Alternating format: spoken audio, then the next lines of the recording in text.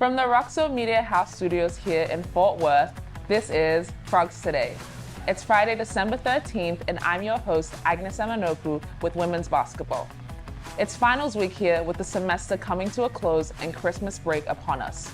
No break for our basketball teams, though, as we're going strong throughout the break.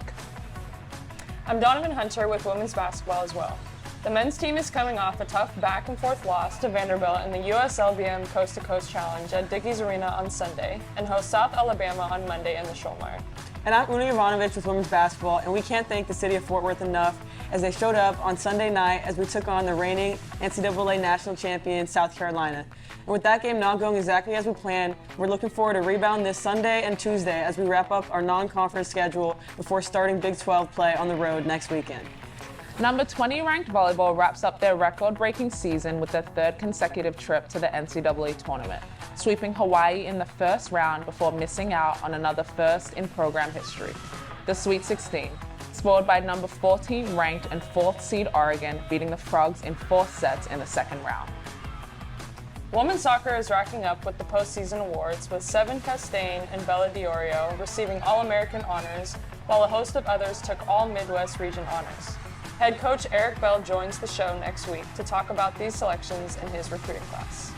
Football postseason preparation is underway as our Carter boys will travel to Albuquerque to take on Louisiana in the New Mexico Bowl on December 28th. We'll start with football and women's soccer when we return, but first, a word from our sponsor, Richard's Rainwater. The best tasting water comes straight from the sky, leaving just pure, refreshing raindrops in every bottle. Taste the difference, sip the sky. What do you see when you look up at the clouds? At Richard's Rainwater, we see the greatest source of pure, delicious water looking right back down at us. We've invented a simple, powerful technology to collect and bottle rainwater. Our process begins with the rain. When clouds become saturated, droplets fall from the sky. Rainfall is a naturally cleansing event. During the first few minutes, the raindrops clean the atmosphere and wash away any dirt or debris from surface areas. At this cleanest point in the rain cycle, we collect the pure raindrops into large storage vessels. Then, we use a simple, yet effective combination of ozone and microfiltration to ensure our rainwater surpasses the highest drinking water standards. We pour the pure, refreshing rainwater into glass bottles and aluminum cans, packaging as infinitely renewable as the water itself. Richard's Rainwater is building a network of collection systems across the country to ensure our rainwater is local everywhere. The purest, best-tasting water comes from the sky. Richard's Rainwater, sip the sky. We are back in the Roxo Media House studios here in Fort Worth, and I'm your host, Donovyn Hunter, with TCU Women's Basketball. Finishing the season at 8-4, our football team is going bowling. Destination is the 19th annual Acelta New Mexico Bowl on December 28th. Fresno State won the bowl last year, and most notably, BYU and SMU faced off in the bowl 2 years ago. The bowl will be held at University Stadium on the campus of the University of New Mexico. The Frogs have won 5 of the last 6 games, and the Raging Cajuns finished the year at 10-3. The two teams are meeting for the first time. The New Mexico Bowl marks the 36th bowl appearance by TCU. Our Frogs are averaging 430 yards of offense and 33.4 points per game, while Louisiana has scored 30 or more points in 9 of their 13 games.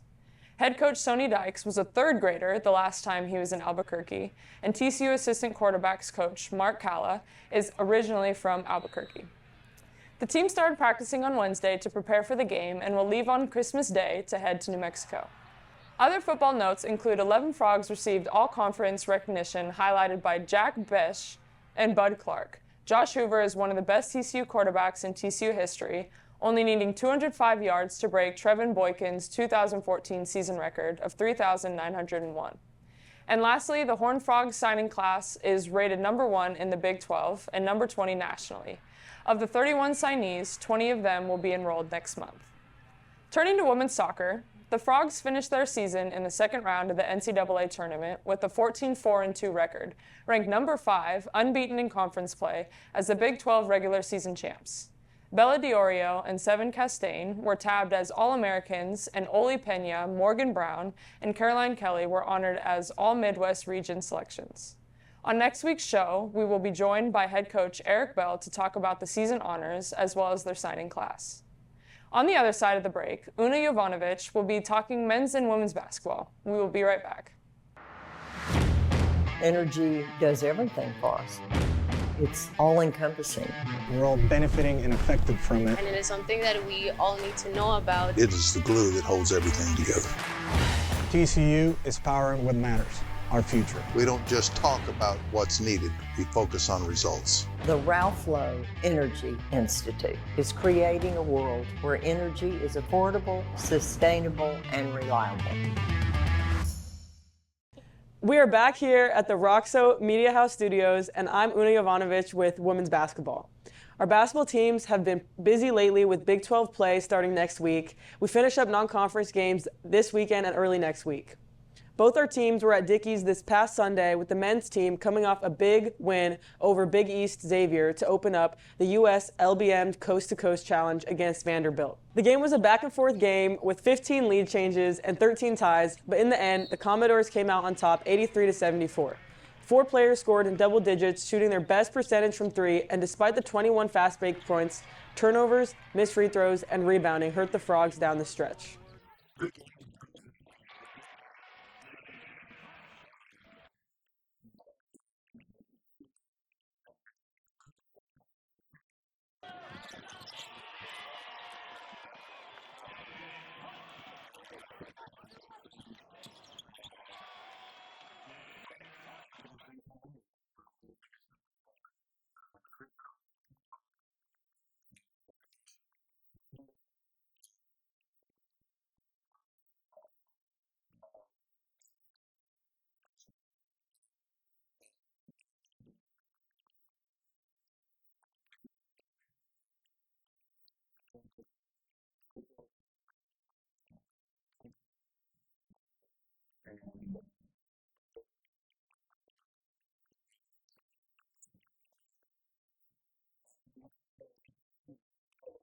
Ernest Uday Jr. and Noah Reynolds at the podium after the game, commenting on what they would like to see out of their team moving forward.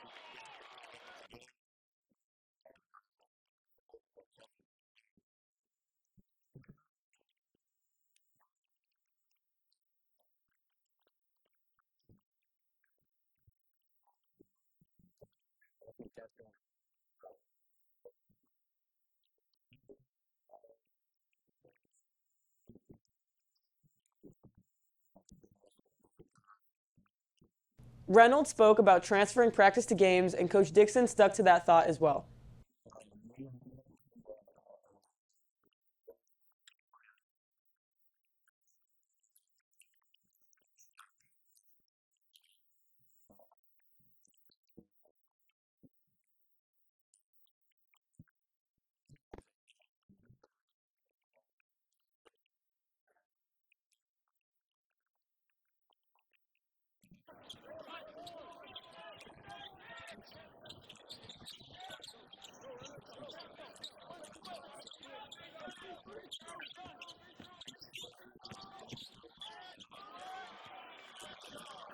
Next up for the men is at home on Monday against South Alabama. For our team, we took our 9-0 start into Dickies on Sunday night. A packed house of over 8,000 fans showed up as we took on the reigning NCAA national champion, South Carolina. The Gamecocks have won 2 of the last 3 national championships. After taking down Notre Dame and NC State earlier in the year, this one didn't go as well as we wanted, as we dropped our first game of the season 85-52. We have won 24 straight non-conference games before the night, and the game for sure served its purpose.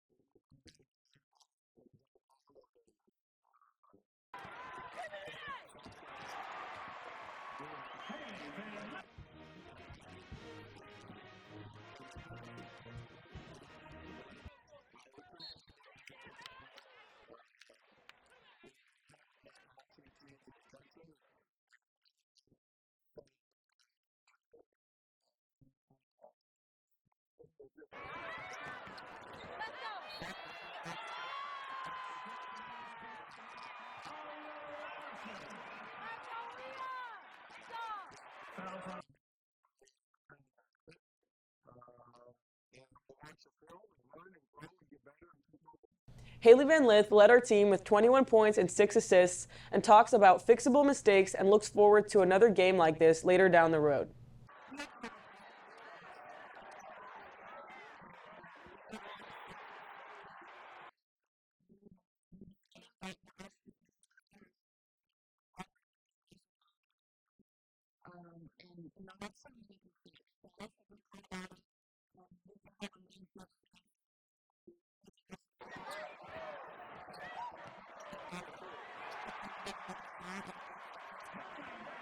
Head coach Mark Campbell, on his State of the Frogs coaches show, which debuted yesterday, talked about the year we have been having and what to look forward to in the Big 12. You got me talking Big 12. We still got non-league left, so that's, man, Big 12's a monster, right? We got a couple more non-league games to finish up, and then it's one of the best women's leagues in the country.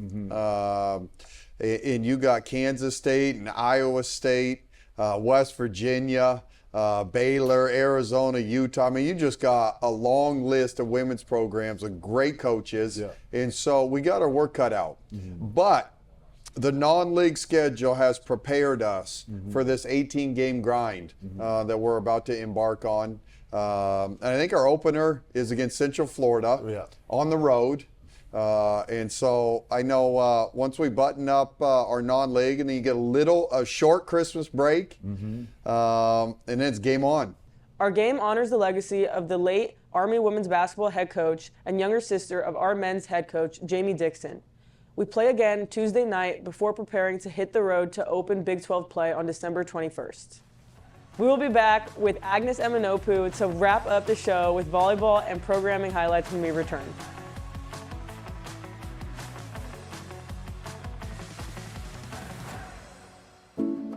Welcome to the Squire Shop. We are locally owned and operated since 1994. We specialize in the finest men's clothing that the market has to offer at affordable prices with unbelievable service. We do custom clothing all the way to more casual, Peter Millar, Johnny O, kind of everything. Well, my dad's the owner, so I've been around retail my whole life. Oh, it's great. I mean, it's the best boss I'll ever have. I know that. We love our TCU community. They have been so good to us. Come see us today. Go Frogs! Welcome back to the show, Frog Nation. I'm Agnes Emma-Nnopu with TCU Women's Basketball. Last but not least, our number 20 ranked volleyball team was in Eugene last week for rounds 1 and 2 of the NCAA tournament, making quick work of Hawaii with the sweep. Head coach Jason Williams after the game. Just super proud of the team, just the consistency. That's a really good Hawaii team, and they forced a good version of us today. So proud of the team and the way they handled a little bit of the adversity with Hawaii. But yeah, just super excited. My first 3 years, we've gone second round at least, and yeah, I'm just proud of this group. And Melanie had a big night tonight, and just kind of showed why she's one of the best in the country. It is super hard, right? Like once you get here, in any team, I mean, you saw it with BYU earlier today. Like anybody can get beat, and yeah, this was a scary one for us, so I'm glad we beat them at home last year. I knew they were going to come out firing against us, and yeah, just really, really proud of the effort.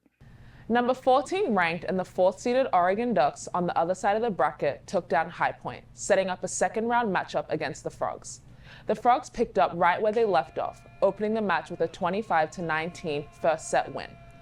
The second set was a little more back and forth, but the Ducks evened the match, but that set could have gone either way. Yeah, I mean, I think they started getting in rhythm offensively. They were really starting to crush balls in the kind of the second half of that second set. But at the end of the day, they just beat us in the serve and pass part of the game, and yeah, that's kind of what where the third set got away from us. It started kind of at the end of that second set. So yeah, agree. If we could have been up 2-0, then we might still be playing right now. Fighting for a spot in the Sweet 16, the Frogs' historic season came to an end with the Ducks capping off the 4-1 win. Melanie Parra ends her incredible college career helping the Frogs to their first ever national ranking, first 20-win season since 2011, and a third straight trip to the NCAA tournament. Parra is the first Horned Frog to be named to the AVCA Region Player of the Year. I think this is hard for me because it was the last game.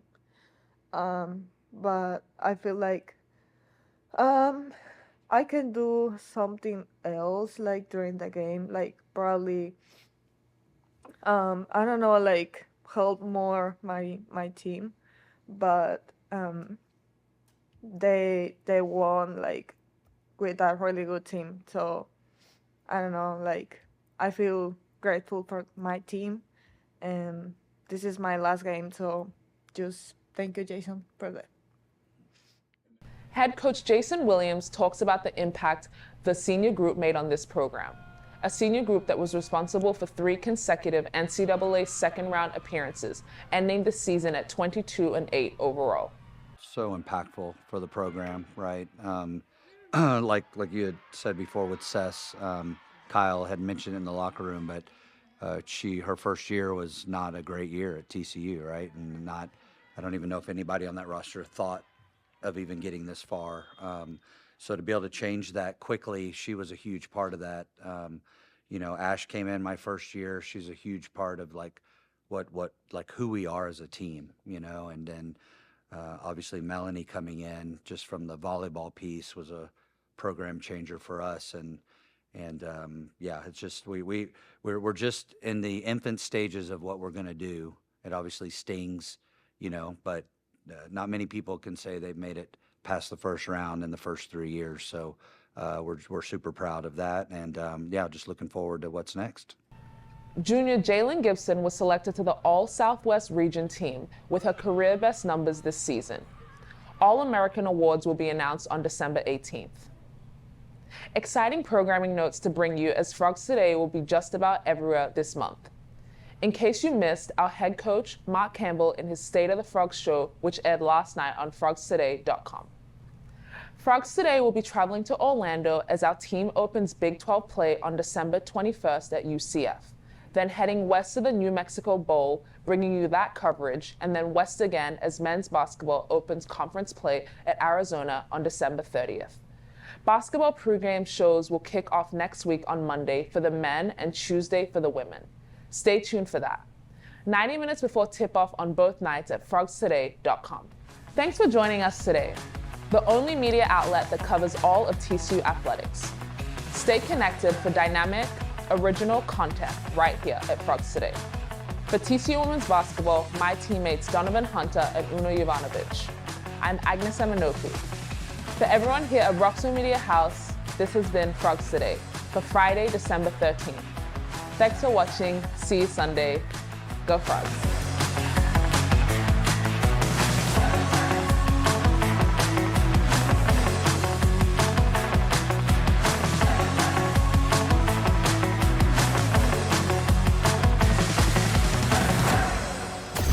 Roxo Media House.